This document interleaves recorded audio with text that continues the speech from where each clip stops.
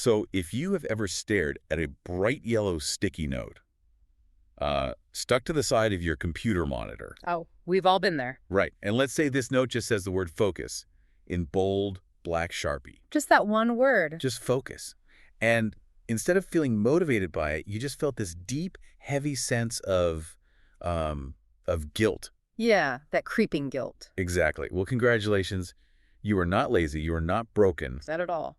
You are just trying to execute a noun. Yeah. And as we are going to discover today, trying to execute a noun is, well, it's mathematically, structurally, and psychologically impossible. It really is. It is the ultimate trap of what we call unresolved vocabulary. Unresolved vocabulary. Yes, and honestly, it is the exact reason why the self-help industry is this massive multi-billion-dollar machine. Oh, absolutely. Because it's built almost entirely on the repeated failure of its consumers.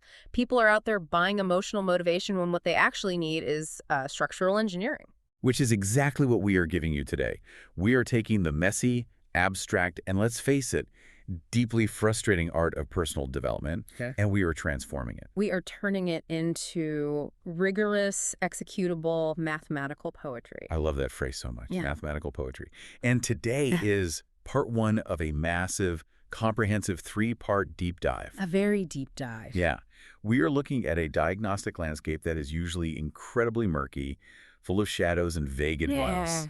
And we are introducing a literal psychological X-ray machine for you to use. And I should say, the source material we are pulling from today is not your typical, morning routine manifesto. Not at all. We are looking at a really intense synthesis of cognitive behavioral studies, advanced performance psychology papers, And my favorite part. yes, a fascinating, incredibly dense foundational manuscript known as a metamatics text. It is so dense, but so good. It is. And our mission today is to understand what that text calls the architecture of becoming. Architecture is the perfect word for it. Because if you want to fix your life, you can't just, hope things get better. Right. Hope isn't a strategy. Exactly. Yeah. You can't just wish for a better personality. You have to build a state of being from the ground up. Just like building a skyscraper. Yes, the exact same way. And you can't build a skyscraper without a blueprint. So I want you to imagine something with me. Imagine we are standing in a massive, brightly lit room. Okay, I'm picturing it. There's a giant oak drafting table in front of us. Mm-hmm.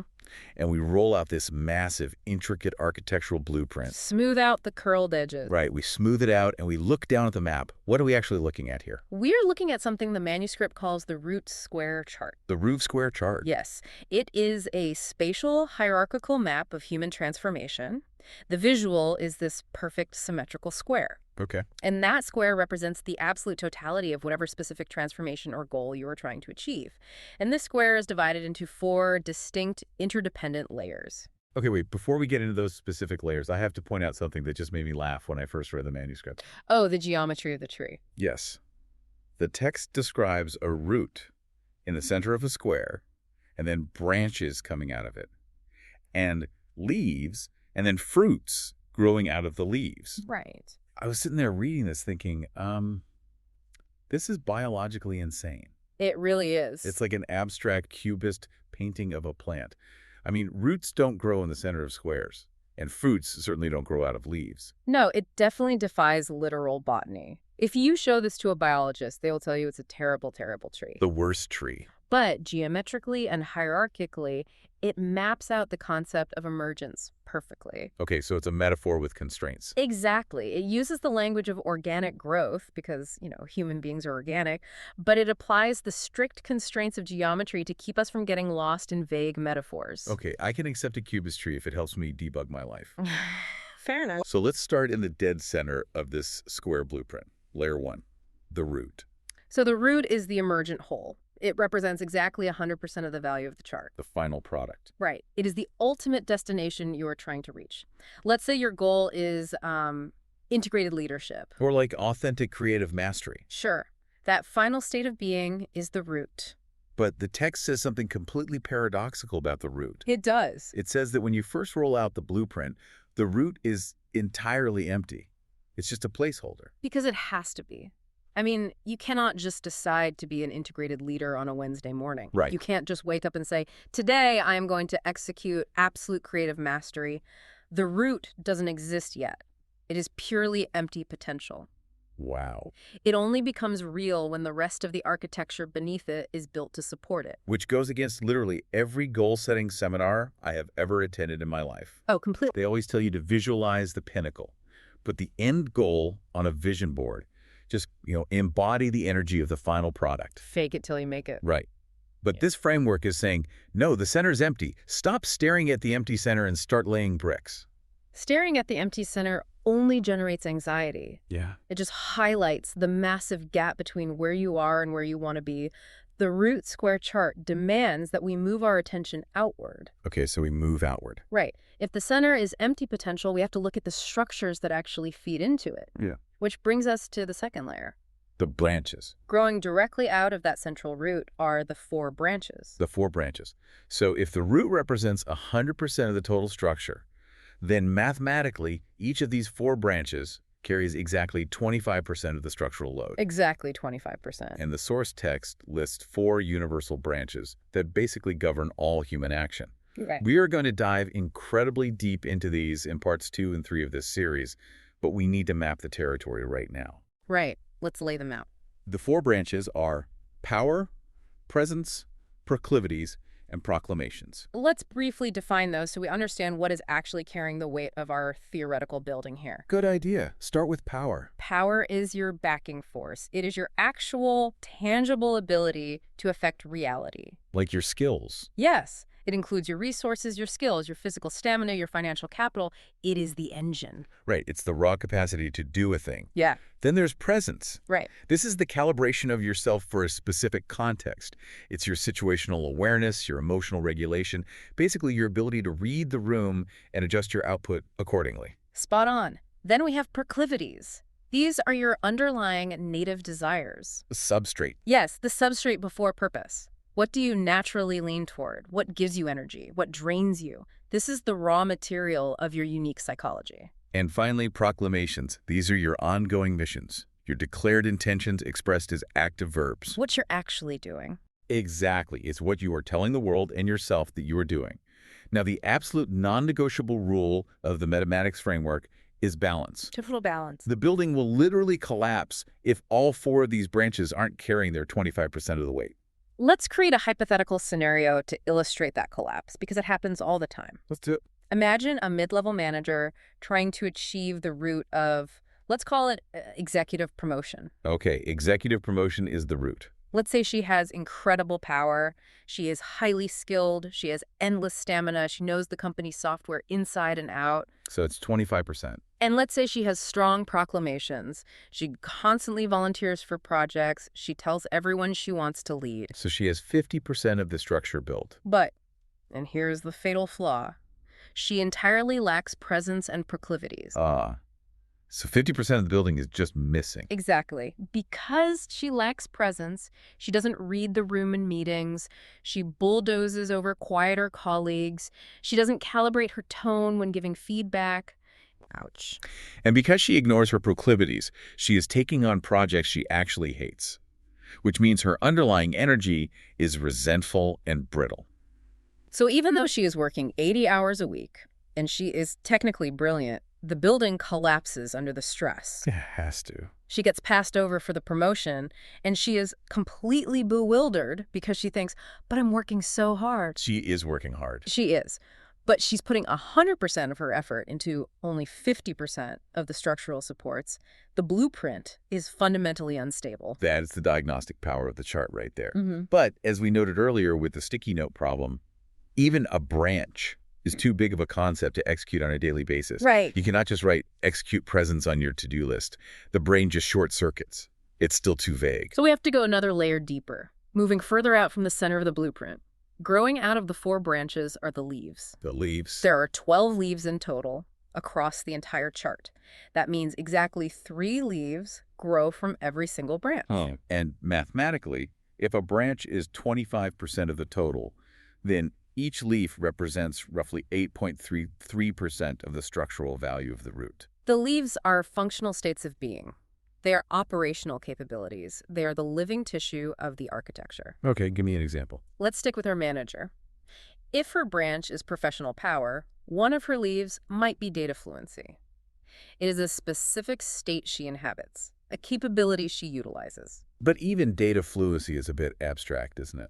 It is. We still aren't at the ground floor. We haven't reached the raw materials. Where are the actual tangible bricks that we can hold in our hands? The bricks are at the very outermost edge of the blueprint, the fourth and final layer. The fruits. Growing out of the 12 leaves are the 36 fruits. There are exactly 3 fruits per leaf. Okay, doing math again. Yes.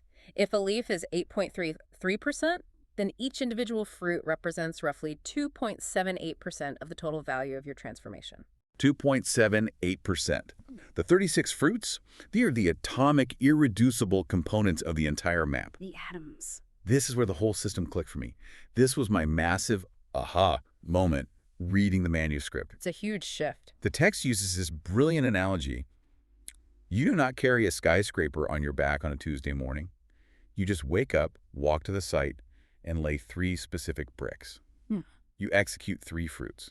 It is a profound psychological shift, perhaps the most important one in the entire text. It really is, because I want you to think about the heavy, paralyzing shame of the struggle. Yeah. When you are failing to achieve a goal, when you keep trying to lose weight or write a novel or save your marriage, and it just isn't working, the immediate human default is a brutal character assassination. We turn inward immediately. Yes, we think, what is fundamentally wrong with me? Why am I so weak? Why am I so undisciplined? We moralize our failures. We turn a structural deficit into a spiritual crisis. Oh, exactly. But the root square chart takes that shame entirely out of the equation. It neutralizes the moral panic and replaces it with sheer, cold mechanics. It's just a structural issue. If the building isn't standing, you are not a fundamentally bad person. You simply aren't executing the 2.78% atomic actions required to build a specific leaf, which supports the branch, which allows the root to emerge. It localizes the effort. It makes the impossible completely manageable. It's so relieving. The framework perfectly maps the reality of multidimensional synthesis. You see, the mistake almost everyone makes is trying to transform linearly. From A to B. Exactly. They want to draw a straight line from step A to step B and arrive at the root. But human beings don't work like that. The metamatics framework demands that we work from the outside in. Right. You construct the atoms at the edge of the blueprint, the fruits. You practice those highly specific, observable actions daily. As those synthesize, the leaves emerge. And then the leaves support the branches. And as the leaves integrate, the branches become robust. And only then does the root organically materialize at the center. Okay, so we've rolled out the blueprint. We see the whole layout. The 36 fruits at the very edge, feeding into the 12 leaves, supporting the 4 branches, culminating in the 1 root. That's the map. But, wait. Let's look closely at the math for a second here. Oh. Because when I was reading this section on structural proportions, I literally stopped, put the book down, and stared at the wall. I thought the author had made a massive, glaring arithmetic error. Ah, you found the math bug. I found the math bug. Yeah. Let me lay out the pushback for you, because if you are listening to this and you've been tracking the percentages in your head, you've probably spotted it too, and you're screaming at your device right now. Let's examine the indictment. Walk us through your math. Okay, the text is extremely rigid and confident about its geometry. It states absolutely that every branch is made of exactly 3 leaves. Correct. And it explicitly insists that each leaf accounts for exactly 25% of the total system load of that branch. Yes, it does. 3 leaves times 25% equals 75%. It is undeniable arithmetic. 3 times 25 is 75. So if I perfectly build my 3 constituent leaves, I only have 75% of a fully functioning branch. Where's the missing 25%? It feels like a trick. It does. Did this architectural framework just tax my personal development? Is there a hidden 4th leaf that the author forgot to mention? I felt like I was being scammed by a philosophical Ponzi scheme. It looks exactly like a flaw, and the text acknowledges that it feels like a contradiction, but it is actually the introduction of the profound 4th quarter principle. The 4th quarter principle. And grasping this principle is the absolute crux of why high performers either succeed or inexplicably burn out. The missing 25% is not a hidden 4th leaf. It's not a secret 4th fruit at the lower level either.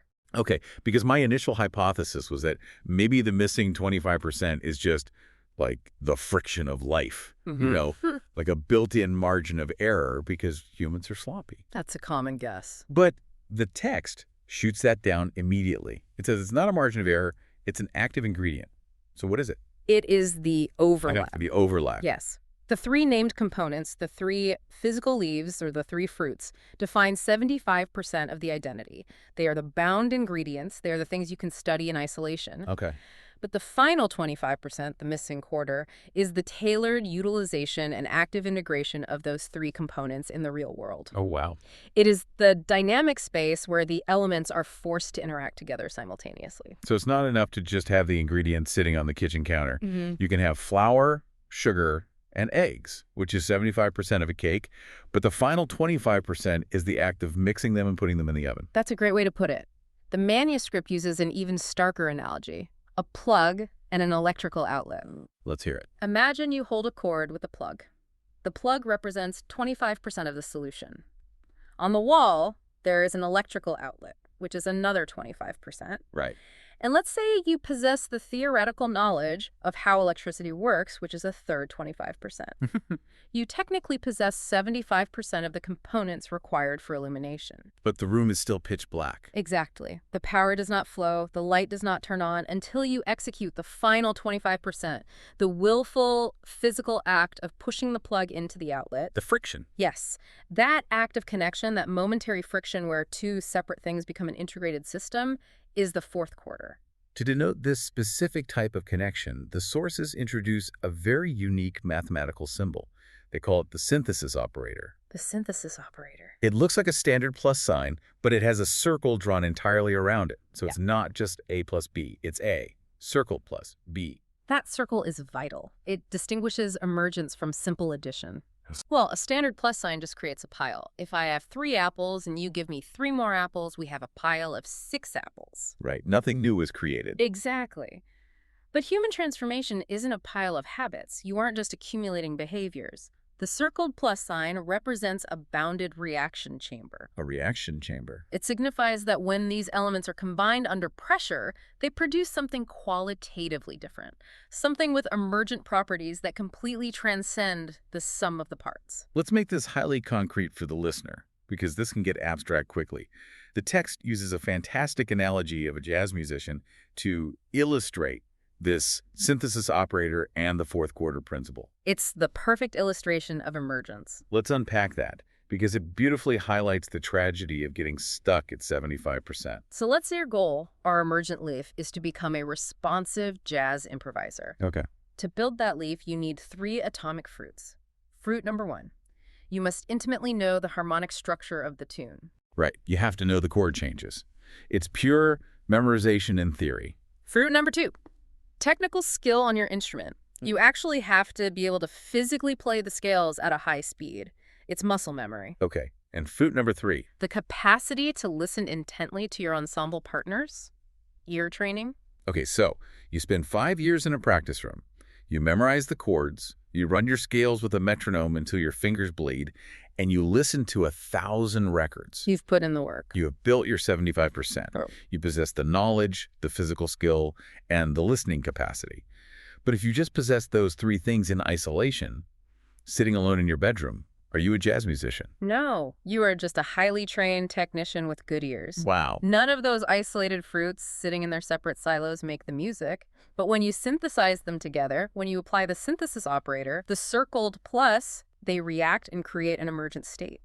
Responsive improvisation. And the missing 25% in that scenario is the gig. The overlap is the real-time act of walking onto a dimly lit stage on a Tuesday night in a crowded club, making eye contact with the bass player, and actively integrating the harmony, the technique, and the listening, all at the exact same millisecond. Without that 25% active overlap, the leaf exists as a theoretical diagram on a chalkboard, but not as a living, breathing capacity.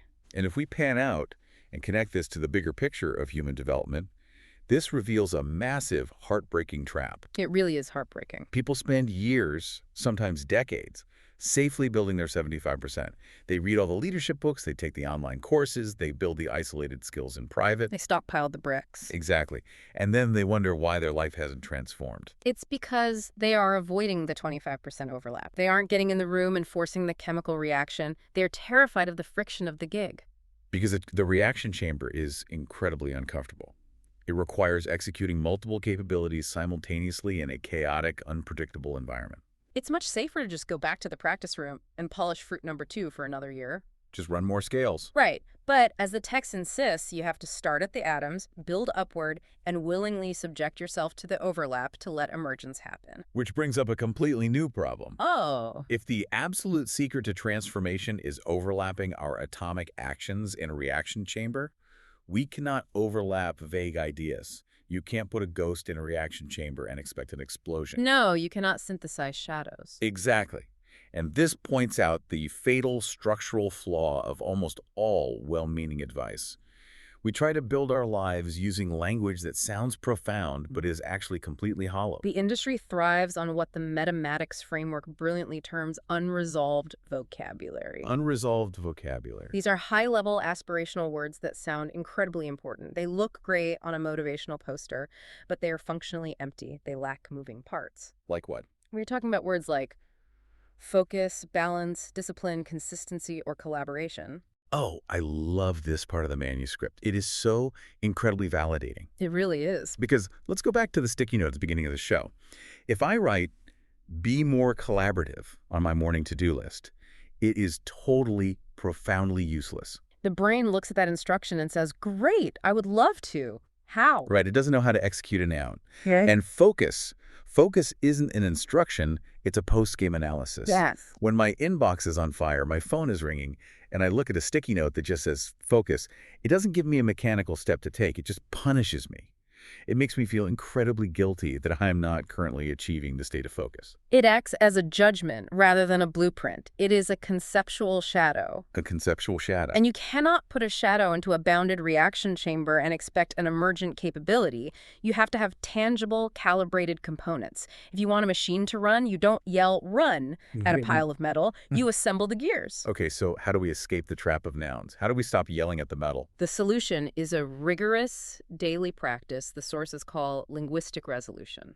Linguistic resolution. It is the process of banishing these shadow concepts and translating them into hard, executable mathematical code. The text refers to it as pseudo-algebraic concept mapping. Pseudo-algebraic concept mapping. A bit of a mouthful. It sounds intimidating, yeah. But it's essentially just translating vague words into specific math equations, right? Precisely. The core philosophical principle here is that we must select and configure the components and characteristics of a thing rather than targeting the thing itself. So focus on the parts. Yes. Yeah. You don't aim for the end product directly. You identify and arrange the fundamental mechanics that define its existence. Okay, so if focus is just a shadow word and we need to translate it into hard code, how do we actually write that code? Is there a grammar to this system? If I'm supposed to be writing equations for my life, what do the symbols actually mean? There is a very specific grammar. To write this executable code for your life, you need a syntax. And the sources provide 4 core mathematical operators that govern how these concepts relate to one another in the wild. The 4 operators. These 4 operators form the actual physics of the mathematics system. Let's spend some real time unpacking each of these, because if you don't understand the operators, you can't write the code. Let's do it. Let's start with the first operator, division, represented by the /. Now, we need to clarify immediately, this is not standard mathematical division. No, not at all. We aren't cutting variable a into b pieces. I'm not taking an apple and cutting it into 4 slices. No. In this pseudo-algebraic syntax, the division operator means contextual filtering. Contextual filtering. It means A is filtered by B, or A is shaped by B. It represents a hierarchical relationship where the denominator, the bottom part of the fraction, acts as a mold or a boundary that shapes the numerator, the top part. The classic example from the text is walking / weather. So, walking divided by weather. Walking is the action, but it is filtered by the weather. Exactly. It creates a contextually optimized expression. You aren't just walking in a sterile vacuum. Your walking is constantly adapting to the environmental reality of rain or extreme heat or snow. It grounds it. Yes, it grounds the abstract concept of a walk into the tangible physical world. Or consider work divided by energy level. Oh, I like that one. You don't just work. The type of work you execute is filtered by whether you have high cognitive energy at 9 a.m. or depleted energy at 4 p.m. Division anchors ambition to reality. Okay, the second operator is multiplication, represented by the asterisk. The text calls this synergistic amplification. Now, my initial thought reading this was, isn't that just addition? Aren't we just putting two things together? It transcends simple addition because it implies a reciprocal, escalating relationship. Multiplication happens when two variables enter a dynamic where A strengthens B, while B simultaneously and proportionally strengthens A. A feedback loop. The text uses the example of persistence times mentorship. I really want to unpack this one because it's brilliant.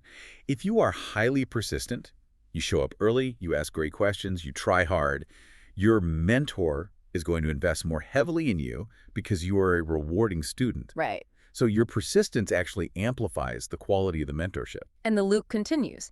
Because the mentorship is now higher quality, you are receiving better guidance and seeing better results. Those results naturally amplify your persistence. You want to work even harder because it's working. They accelerate each other exponentially. The whole is genuinely greater than the sum of its parts. Yes, but the text includes a subtle warning here, doesn't it? It does. Maintaining a multiplicative relationship requires significant, continuous energy. It is a high combustion state. You can't just run it forever? No. You cannot run persistence times mentorship for 10 years straight without burning out. It's meant for seasons of rapid growth. Which brings us to a much quieter, but arguably more powerful operator.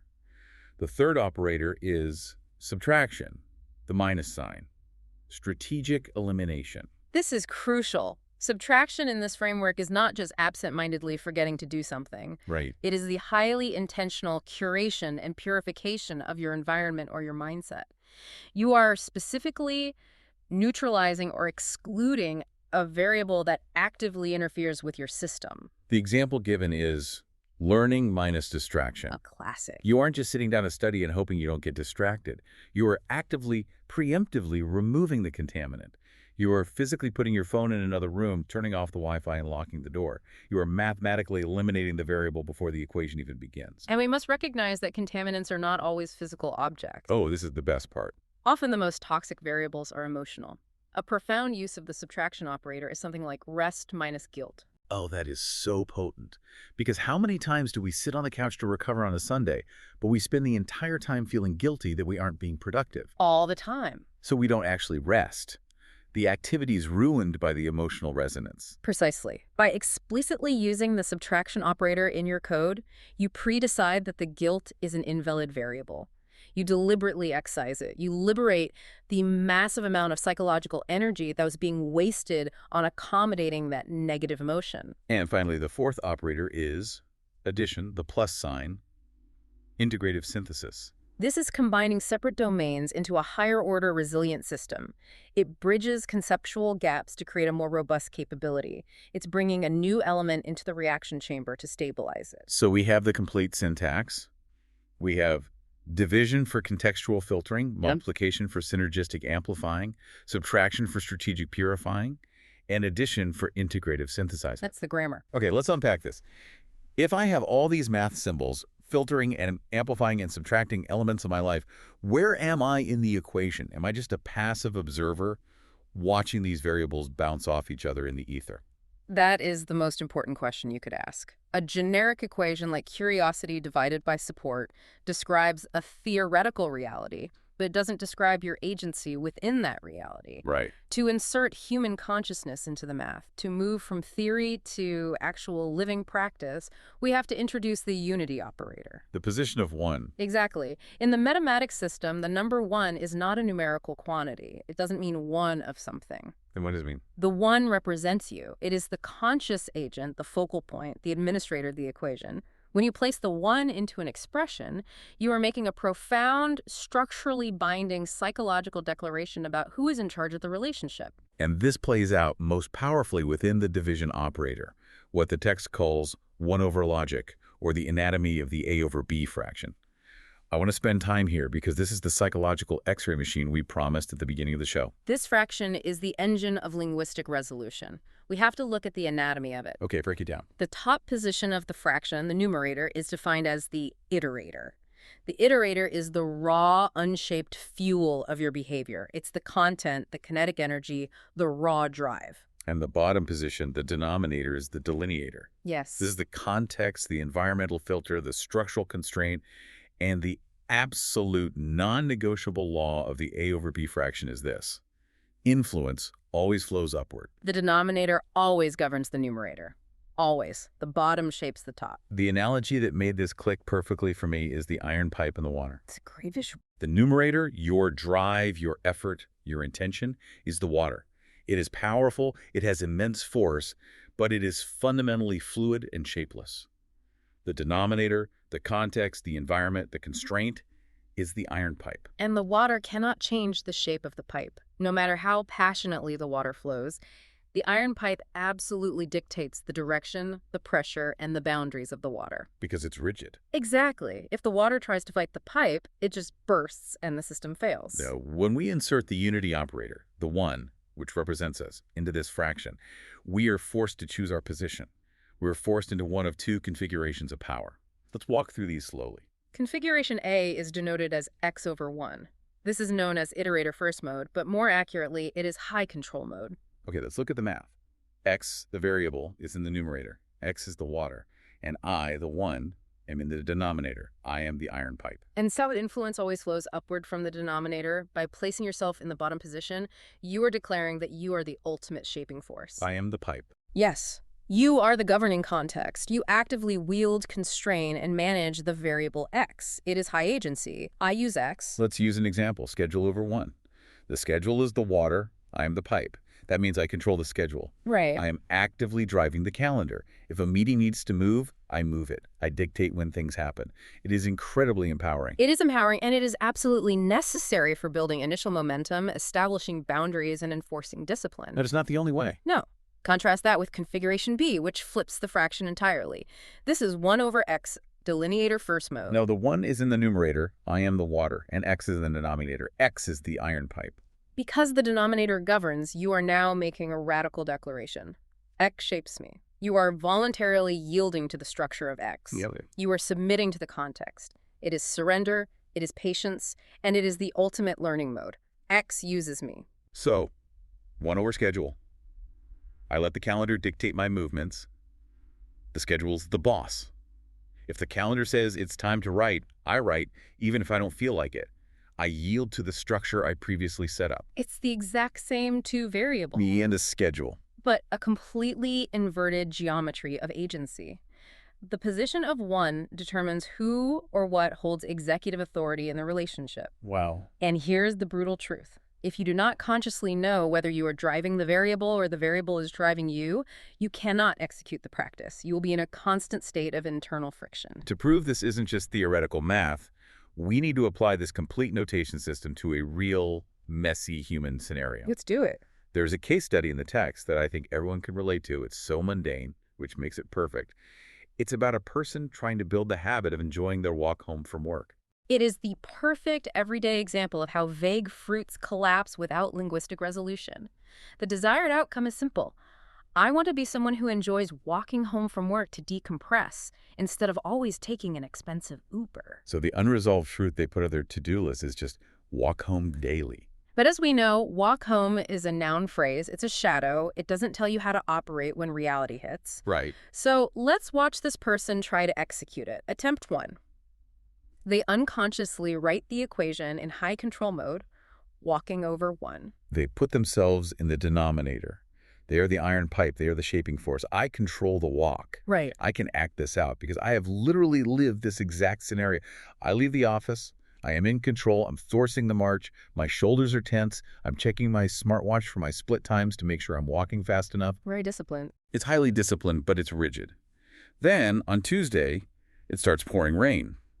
My ego, sitting down there in the denominator, says, wait a minute. I am the governing context here. I am in control, and I choose to not be wet and miserable. I am taking an Uber. The habit collapses. Because placing absolute agency on the self means every single day becomes a negotiation with your own comfort. A daily negotiation. Yes. Every environmental constraint ran, a heavy backpack, a long day becomes an excuse for the ego to opt out. The X over 1 mode failed because it arrogantly ignored the environment. Okay, so they realized that didn't work. Attempt 2. They flipped the fraction. 1 over walking. The walk is now the denominator. The walk is the iron pipe. They declare the walk shapes me. I am the water yielding to the pipe. I am submitting to the practice. So on Monday, it rains again. But my internal dialogue is completely different. I'm a walker. The act of walking defines me right now, so I walk in the freezing rain. I Hmm. submit to the principle. The daily negotiation is removed. You are successfully executing the physical behavior. Yes, but There is a new insidious problem. it feels incredibly robotic. It's dutiful and empty. I'm trudging through the rain. I'm technically doing the habit, but I am certainly not enjoying it. The notation is working mechanically, but it lacks life. It's sterile. Which is why the single fraction is rarely enough for complex human behavior. We have to build the master equation by bringing in the other operators to account for the reality of the environment. We need a more sophisticated code. Attempt 3. Let's build this master equation piece by piece, just like the source material does. First, we need the division operator for context. We start with 1 over walking over weather. We are adding adaptive intelligence to the system. You still let walking shape you, but that walking is now dynamically filtered by the weather. You are negotiating with reality. Exactly. If it's light rain, you adapt and use an umbrella. If it's a massive thunderstorm, you adapt and walk the indoor route through the subway tunnels. It has strict structure, but it is no longer a brittle, forced march. Next, we want to make it enjoyable, so we add the multiplication operator for synergy. 1 over walking over weather times listening. You realize that walking and listening to an incredible podcast mutually amplify each other. The physical rhythm of walking makes the listening more embodied and focused. You absorb the information better. And the podcast makes the walk better. Right. The fascinating content makes the walking feel effortless and generative. You've engineered a synergistic feedback loop. But I still have this nagging psychological problem. Let's say I do skip a day because I am genuinely physically exhausted. I end up feeling terrible about it all night. Enter the subtraction operator. 1 over walking over weather times listening minus guilt. Strategic elimination. Notice you are not attempting to remove the physical exhaustion. That is a biological reality. I'm just tired. Right. You are removing the emotional contamination of guilt. By writing this into the code, you pre-decide that resting when genuinely depleted is honoring the longevity of the system, not failing it. You liberate the energy. You liberate the energy that would have been wasted on self-punishment. And finally, the addition operator. We complete the equation. 1 over walking over weather times listening minus guilt plus presence. Integrative synthesis. You recognize that listening to audio for 45 minutes isn't quite enough to truly decompress. You need moments of raw, physical awareness. So you integrate embodied presence. Yes. The first 30 minutes are podcast learning, but the last 15 minutes of the walk are silent, mindful observation of the city around you. Look at the sheer architectural beauty of what we just built. 1 over walking over weather times listening minus guilt plus presence. It's beautiful. This isn't a vague walk-home sticky note anymore. This is a highly architected, perfectly calibrated, mathematically sound daily practice. You have literally written the executable code for this specific transformation. It is brilliant and it works, but the sources deliver a very stern warning right after this case study. Oh, right, the imbalance warning. It's a warning about the danger of systemic imbalance across your entire life chart. You cannot operate in the exact same power configuration in every single facet of your life. Right, because let's say I discovered the power of being the iron pipe.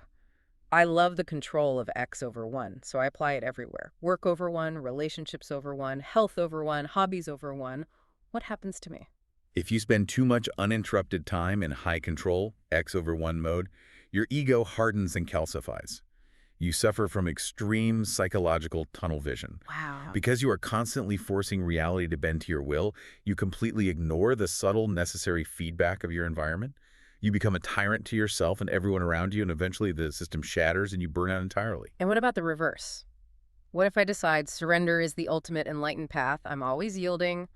I become 1 over boss, 1 over market, 1 over partner, 1 over schedule. The text diagnoses this condition as R1V, responsive one variable. R1V. It is a state of pathological accommodation. You lose your internal center of gravity. You become like a leaf blowing in the wind, constantly bending to the loudest variable in the room just to maintain a false sense of safety and avoid conflict. You drift endlessly. Achieving nothing of your own design. Which brings us to the ultimate defensive maneuver for the human psyche. The text calls it the inversion kick.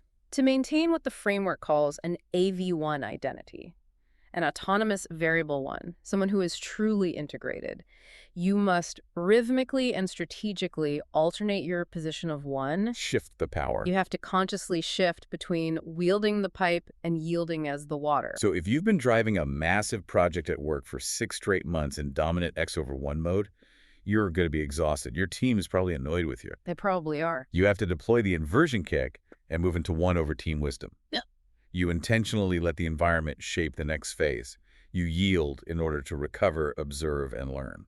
But here's the critical problem. How do you know when it's time to kick? Human feelings are notoriously unreliable narrators. They really are. Your ego might tell you that you're being wonderfully collaborative when in reality you are still dominating the room. This is where the mathematical nature of the system actually saves us.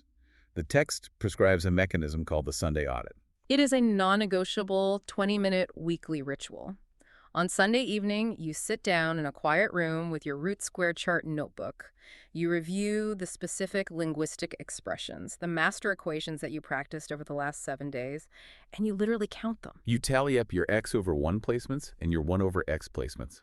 It is a stunningly effective practice because it completely strips away the comforting illusions of how you think you are operating and forces you to confront the cold mathematical reality of your behavioral agency. It keeps the building balanced. We have covered a truly massive amount of architectural ground today. We've rolled out the entire root square blueprint from the empty center to the 36 atomic fruits. We've covered a lot. We've decoded the fourth quarter principle and the friction of the overlap. We've escaped the paralyzing trap of vague nouns using linguistic resolution. And we've learned how to literally code our own agency using the unity operator and 1 over logic. So if we step back and look at the whole drafting table, what does this all mean for you, the listener? It means a massive, life-altering paradigm shift. The ultimate promise of the metamatics framework is that you stop being a helpless victim of random, unexplainable chaos. You are no longer at the mercy of your fleeting emotions. Exactly. You are the architect. If you are struggling right now, if your life feels like it's unspooling or you just can't seem to gain traction on a goal, you need to hear this. You do not have a fundamental character flaw. You don't. You simply have a mechanical mismatch in your equations. You are trying to run power without building presence, or you have your 1 stuck in the wrong position. The machine isn't broken. You just have to read the gauges, execute the Sunday audit, and adjust the code. But I must deliver a final, incredibly stern warning directly from the source material. Do not try to map all 36 fruits today. Good warning. Avoid what the text calls the spread too thin anti-pattern. If you sit down this afternoon and try to mathematically resolve every single habit, relationship, and workflow in your life into perfect pseudo-algebraic equations, you will become entirely paralyzed by the calculus and you will abandon the framework by tomorrow morning. Yes. Pick just 3 seeds. Pick 3 simple fruits. Overlap them in 1 small, manageable patch of dirt. Master the fourth quarter overlap on a micro scale, like walking home or reading for 20 minutes. Do that before you try to engineer the entire skyscraper of your life. Start small. Practice the notation. Get comfortable with the syntax.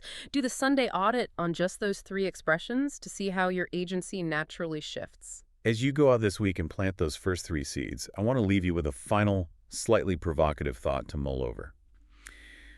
We spent this entire deep dive treating life like a rigorous, hyperconscious math equation. We have. We're tracking variables, we're auditing our agency, we're deploying inversion kicks. It's a lot of mental overhead. But what is the ultimate goal of perfectly structuring this root square chart isn't to be a mathematician forever. What if the goal is to build a structure so reliable, an architecture so perfectly aligned with your environment and your deep native proclivities, that one day you can forget the math entirely and just live? That is the ultimate threshold of mastery. When the structure becomes so perfectly integrated, the scaffolding falls away, and the emergent root just becomes who you organically are. Thank you so much for joining us on this deep dive. Remember, this was only part 1. We have so much more to explore in part 2, where we are going to dive incredibly deeply into the 4 branches: power, presence, proclivities, and proclamations. And we'll uncover the silent saboteurs that completely wreck them. There is a lot more architecture to uncover, and the blueprints get even more fascinating from here. Until next time, remember, you have the psychological X-ray machine now. No more shadow words. Keep designing.